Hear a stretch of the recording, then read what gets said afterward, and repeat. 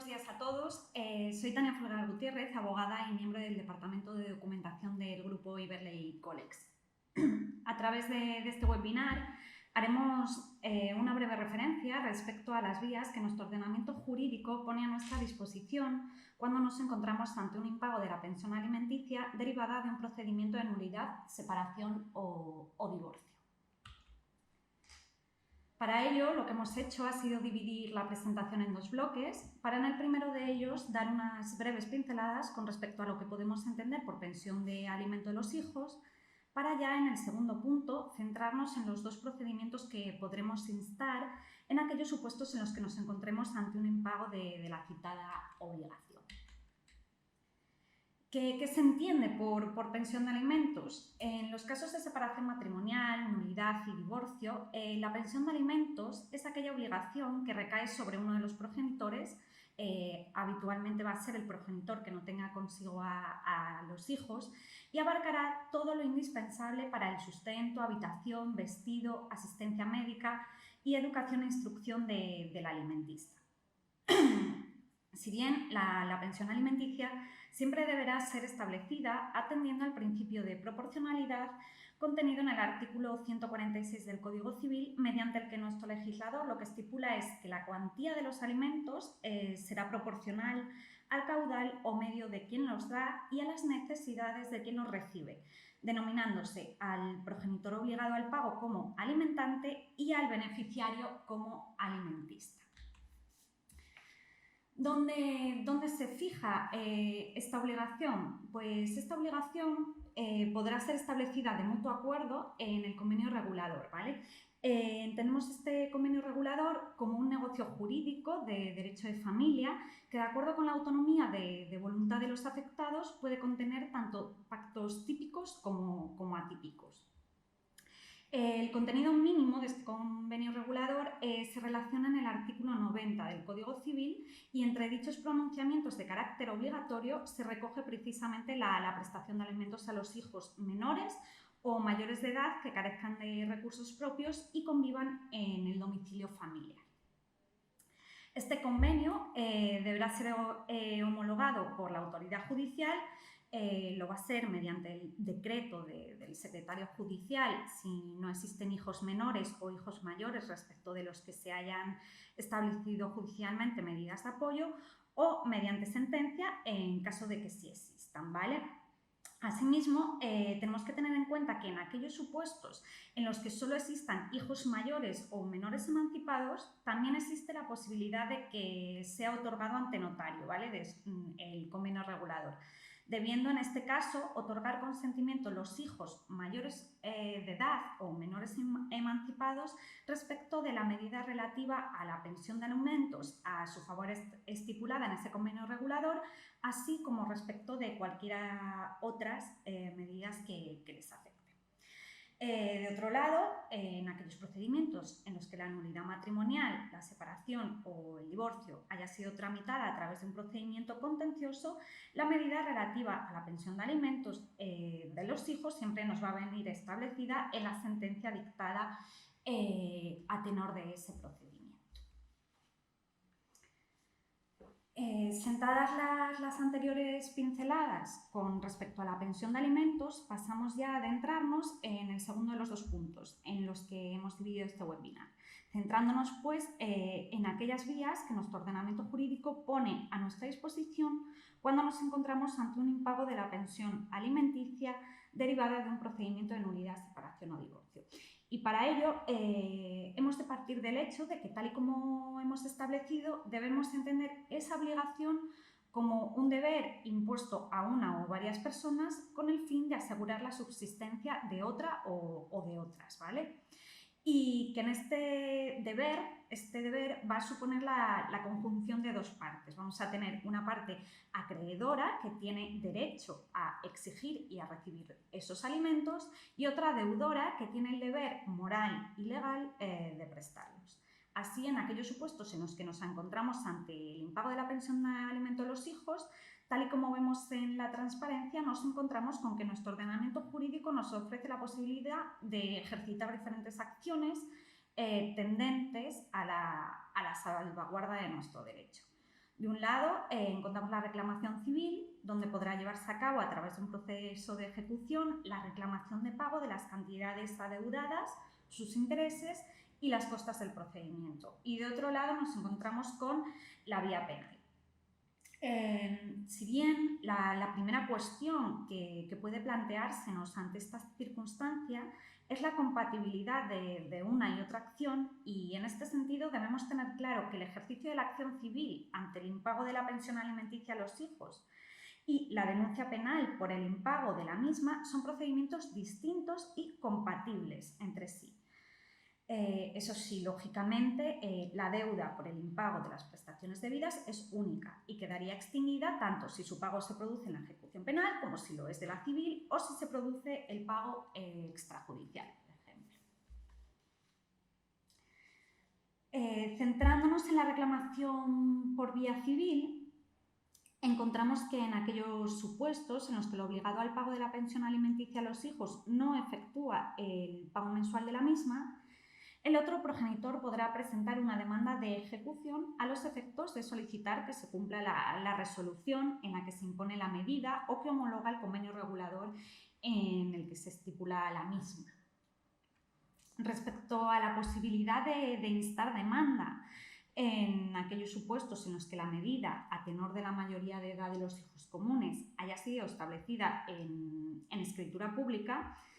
el apartado segundo del artículo 517 de la Ley de Enjuiciamiento Civil nos permitirá instar su ejecución toda vez que reconoce, a través de su punto cuarto, el valor de la escritura pública como título ejecutivo, reconociéndose de manera específica su ejecutoriedad en el apartado 2 del artículo 90 del Código Civil, que nos dice que desde la aprobación del convenio regulador o el otorgamiento de la escritura pública podrán hacerse efectivos los acuerdos por vía de apremio. En cuanto al procedimiento que habremos de seguir a la hora de llevar a cabo la solicitud de ejecución, debemos atender a la regulación prevista para la ejecución dineraria, toda vez que el legislador no ha previsto un cauce procesal específico para la problemática de los incumplimientos de las medidas relativas al pago de la pensión de alimentos, sino que, de conformidad con lo establecido en el artículo 776 de la Ley de Enjuiciamiento Civil,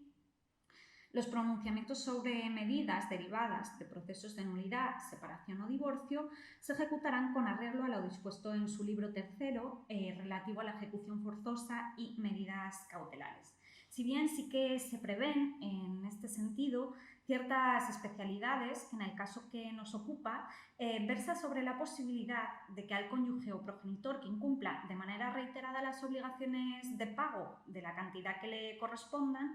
le sean impuestas por el letrado de la Administración de Justicia multas coercitivas con arreglo a lo dispuesto en el artículo 711 de la Ley de Enjuiciamiento Civil, sin perjuicio, lógicamente, de hacerse efectivas sobre su patrimonio las cantidades debidas y no satisfechas. Por último, tal y como resaltamos en la transparencia, debemos tener en cuenta que en este tipo de ejecución la ley posibilita que se establezca una ampliación de la misma, es decir, una ampliación de la cuantía ejecutiva inicialmente peticionada, sin necesidad de retrotraer el procedimiento para aquellos casos en los que, tal y como va a ocurrir en los supuestos que nos ocupan, una vez despachada ejecución, vencieran nuevos plazos de la obligación, pudiendo solicitarse en el escrito de interposición a la demanda ejecutiva. Otra de las dudas que puede surgirnos en el momento es el momento a partir del cual podremos ejecutar la resolución judicial en la que se establece la medida relativa a la pensión alimenticia de los hijos. Y ello porque si nos vamos a la redacción dada por nuestro legislador al contenido del artículo 525 de la Ley de Enjuiciamiento Civil, encontramos que este deniega la ejecución provisional, entre otras, de las sentencias de nulidad matrimonial, separación o divorcio, ¿vale? Precepto legal que parece entrar en contradicción con lo dispuesto en el apartado quinto del artículo 774 de la misma ley, de la Ley de Enjuiciamiento Civil, en virtud del cual las medidas acordadas en sentencia son eficaces aun cuando la resolución que establece las medidas definitivas hubiera sido recurrida. Sin embargo, esta divergencia ha venido siendo resuelta por las diferentes audiencias provinciales de nuestro país, tal y como podemos observar en la respuesta dada por los magistrados de la Audiencia Provincial de Girona en la sentencia referida en la transparencia, otorgándose a través de esto una respuesta clara y concisa a la cuestión planteada, en el sentido de aclarar que las medidas relativas a los hijos, vivienda, cargas y disolución, entre las que consecuentemente se encuentran las medidas relativas a la pensión de alimentos, son directamente ejecutables desde el momento en que se dicta la sentencia, resultando de aplicación no las previsiones de los artículos 524 y siguientes de la Ley de Enjuiciamiento Civil, sino las del artículo 538 y siguientes. Por lo que la parte a quien interese puede pedir ante el juzgado de primera instancia que la dictó la ejecución definitiva, que no provisional, de las medidas acordadas en sentencia en cuanto a régimen de visitas y pensión de alimentos. En cuanto a la competencia, tal y como pone de relieve la transparencia, esta recaerá sobre el órgano que dictó la resolución en aplicación del artículo 545 de la Ley de Enjuiciamiento Civil en relación con lo dispuesto en el artículo 776 de la misma.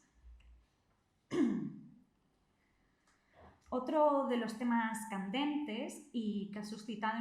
innumerable debate es la cuestión referente a quién ostenta legitimación para entablar la acción ejecutoria de reclamación de alimento de los hijos. Si bien ya hemos adelantado al principio de este segundo punto que será el otro progenitor quien ostente la legitimación activa para reclamarlos. En este sentido, resulta de interés traer a colación la respuesta dada por los magistrados de la Audiencia Provincial de Almería, que a través del auto referenciado en la transparencia estudia el recurso interpuesto por el progenitor ejecutado, mediante el que éste alega la falta de legitimación activa de la progenitora ejecutante de una sentencia de divorcio por impago de la pensión alimenticia, habida cuenta que a fecha de la presentación de la demanda ejecutiva el hijo contaba con 19 años de edad.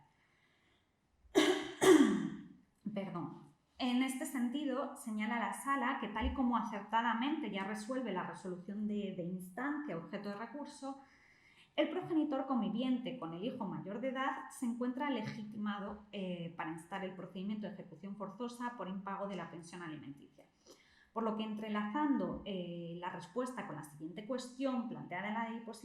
la diapositiva, podemos concluir que el hijo mayor de edad no se encuentra legitimado para reclamar el pago de la pensión de alimentos establecida en la resolución derivada de un proceso matrimonial. Conclusión a la que llegan también los magistrados de la Audiencia Provincial de Barcelona, que en la sentencia referida ponen de manifiesto la falta de legitimación activa del hijo, toda vez que éste no reclama como titular de un derecho a alimentos entre parientes, sino como supuesto beneficiado de una pensión concedida a su madre para alimentarlo. Centrándonos en las causas de oposición y respecto a la posibilidad de que el deudor pueda oponerse a la demanda ejecutiva alegando la disminución de ingresos o precariedad económica, la respuesta es absolutamente negativa, ¿vale? Es decir, no tiene opción. Y ello como consecuencia directa de que las causas de oposición se encuentran expresamente tasadas en la Ley de Enjuiciamiento Civil, concretamente en las circunstancias contempladas en los artículos 556 y siguientes. En este sentido, hemos de tener claro que la disminución de ingresos o la precariedad económica son circunstancias que facultan al progenitor deudor a instar una modificación de medidas o, en su caso, la extinción de la misma, ¿vale? Pero en ningún caso se constituyen como causas de oposición a la ejecución. En cuanto al plazo para reclamar los alimentos, hemos de partir de dos preceptos. De un lado, nos encontramos con que nuestro Código Civil nos indica, a través de su artículo 1966, que la acción para exigir el cumplimiento de la prestación de alimentos prescribe transcurridos 5 años. Por su parte, el artículo 518 de la Ley de Enjuiciamiento Civil referido a la caducidad de la acción, prevé la caducidad de la acción ejecutiva en sentencia, en resolución del tribunal o del letrado de la Administración de Justicia, si no se interpone dentro de los 5 años siguientes a la firmeza de la sentencia o resolución. Sin embargo, en materia de derechos futuros, cuyo nacimiento se produce por el transcurso temporal, como sucede en materia del derecho de alimentos, el plazo de caducidad del título tiene como dies acuo el del nacimiento del derecho, ¿vale? No el de la fecha del título ejecutivo en que se funden, siendo esta circunstancia predicable tanto respecto al instituto de la prescripción como el de la caducidad, ¿vale? Dado que la prestación de alimentos nace desde el día en que se puede reclamar, momento a partir del cual comienza el cómputo del plazo de la prescripción de la acción para pedir el pago de los alimentos, al propio tiempo que comienza a correr el plazo de caducidad del artículo 518 de la Ley de Enjuiciamiento Civil al que hemos hecho referencia. En consecuencia, podemos concluir que solo podrán excluirse de la acción ejecutiva en su amparo judicial las obligaciones incumplidas en periodos que se sitúen más allá del lapso temporal de prescripción en el artículo 1966 del Código Civil. De tal manera que imaginamos, interponemos una demanda de ejecución de alimentos el 1 de septiembre de este año, de 2021. Pues solo podremos reclamar los alimentos debidos desde el 1 de septiembre de 2016, ¿vale? Por los alimentos debidos como consecuencia del impago de la pensión de alimentos de los meses anteriores están prescritas. Por último, y en este sentido sí que es importante meter un matiz, ¿vale? Que debemos recordar que, tal y como señala el artículo 1973 del Código Civil, la interposición de la denuncia por impago de la pensión de alimentos, a la que vamos a referirnos en el punto siguiente, interrumpe este plazo de prescripción civil al que hemos hecho referencia.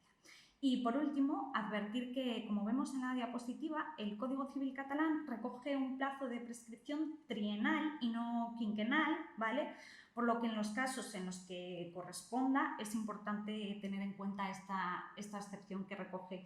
el Código Civil catalán. En este punto hacemos especial referencia a la embargabilidad del salario mínimo interprofesional en estos casos, ¿vale? Dado que es importante que cuando nos enfrentemos a este tipo de procedimientos debemos de tener en cuenta que si bien es cierto que el artículo 607 de la Ley de Enjuiciamiento Civil prevé la inembargabilidad del salario, sueldo, pensión, retribución o su equivalente cuando no exceda de la cuantía señalada por el salario mínimo, este precepto no va a resultar de aplicación cuando se procede a la ejecución de sentencia de condena al pago de alimentos, ¿vale? Y ello de conformidad con lo estipulado en el artículo 608 de la misma ley, de la Ley de Enjuiciamiento Civil. Por lo que, en consecuencia, es decir, aunque el salario del progenitor deudor sea inferior al salario mínimo interprofesional, ¿vale? Cuya cuantía ahora mismo, de momento, para este año 2021, se sitúa en los 950 euros, este podrá ser embargado en la cuantía fijada por el tribunal. Bien, como vemos, cambiamos ya de rama para centrarnos ya en el proceso penal. Y cuando nos encontramos en este ámbito, en el ámbito penal,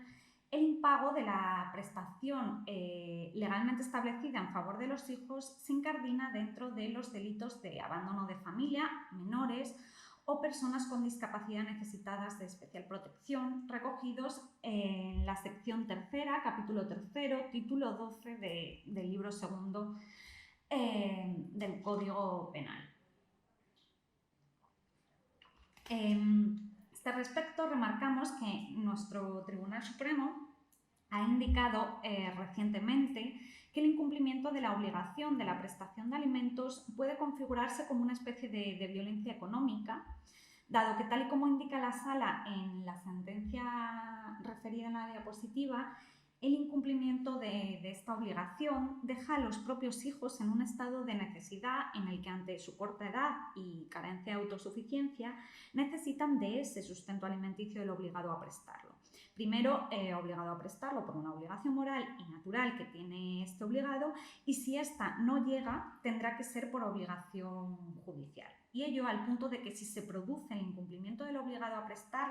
estos alimentos, exige al progenitor que los tiene consigo en custodia a llevar a cabo un exceso en su esfuerzo de cuidado y atención hacia los hijos, privándose de atender sus propias necesidades para cubrir las obligaciones que no verifica el obligado a hacerlo.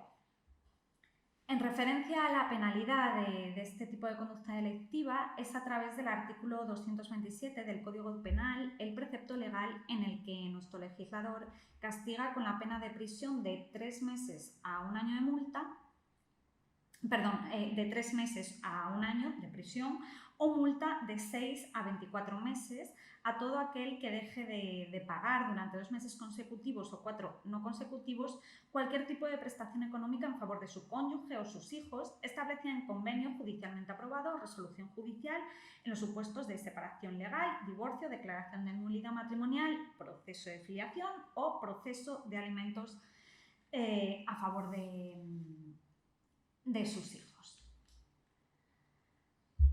En cuanto a los elementos necesarios para que se constituya el tipo penal tratado, encontramos en primer lugar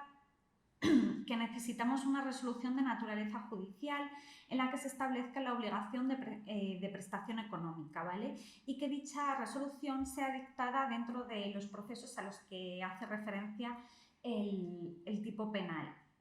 En segundo lugar, la realidad de la no realización del pago de esa prestación en los tiempos y en la cuantía que el tipo penal refleja y que, como vemos, son el impago en 2 meses consecutivos o, de no ser consecutivos, 4 meses. En tercer lugar, se requiere que dicho pago pueda ser efectivamente realizado por el obligado. Es decir, es necesario que esa ausencia de pago no sea debida a una absoluta imposibilidad de llevar a efecto a consecuencia de que, por ejemplo, imaginemos una situación de pobreza extrema del obligado al pago, ¿vale? Sin embargo, mucho ojo, porque esto no quiere decir que se requiera una situación de necesidad por parte del que tiene derecho a la prestación, ni que se derive para este perjuicio alguno derivado de la no percepción de la prestación, ¿vale? Tratándose en este sentido de un delito de mera inactividad. Y por último, también se requerirá el conocimiento de la resolución judicial unido a esa voluntad de no realizar el pago, cuya voluntad se estima ausente en los supuestos de imposibilidad de hacer efectiva la prestación. Pasamos ya a la última de las transparencias, en la que ponemos de relieve el contenido del artículo 228 del Código Penal, a través del que se establece que el delito de impago de pensiones solo será perseguible previa denuncia de la persona agraviada o de su representante legal. Si bien en aquellos supuestos en los que el hijo sea menor de edad o persona con discapacidad necesitada de especial protección o una persona desvalida, también podrá denunciar el Ministerio Fiscal. En este sentido, cabe preguntarnos si cuando se trata de la pensión de un hijo mayor de edad, puede la madre o el padre interponer denuncia por delito de impago de pensiones contra el progenitor obligado al pago. Siendo la respuesta absolutamente afirmativa, tal y como ha manifestado la Sala de nuestro Tribunal Supremo en la sentencia referenciada. En ella, el Tribunal interpreta el término de persona agraviada del artículo 228 del Código Penal, a través del que se estipula que los delitos semipúblicos solo se perseguirán previa denuncia de la persona agraviada o de su representante legal, pudiendo denunciar el Ministerio Fiscal cuando aquella sea menor de edad, persona con discapacidad, necesitada de especial protección o una persona desvalida. Pues la Sala considera que en una interpretación teleológica y amplia de dicha expresión, incluye tanto a los titulares o beneficiarios de la prestación económica debida como al progenitor que convive con el hijo o hija mayor de edad y sufraga los gastos no cubiertos por la pensión impagada. Y ello porque los mismos, como ha reconocido de forma reiterada la Sala de lo Civil del Tribunal Supremo, tienen un interés legítimo, jurídicamente digno de protección. Además, continúa refiriendo la sentencia que no existe duda de que el progenitor conviviente con el alimentante es una de las personas que soporta las consecuencias inmediatas de la actividad criminal llevada a cabo por el progenitor que impaga la pensión alimenticia a los hijos, por lo que debe ser considerado agraviado a los efectos de tener legitimación para formular la preceptiva denuncia e instar así su pago en vía penal, ¿de acuerdo? Bueno, pues hasta aquí el webinar sobre el impago de la pensión de alimentos. Muchísimas gracias a todos por vuestra asistencia.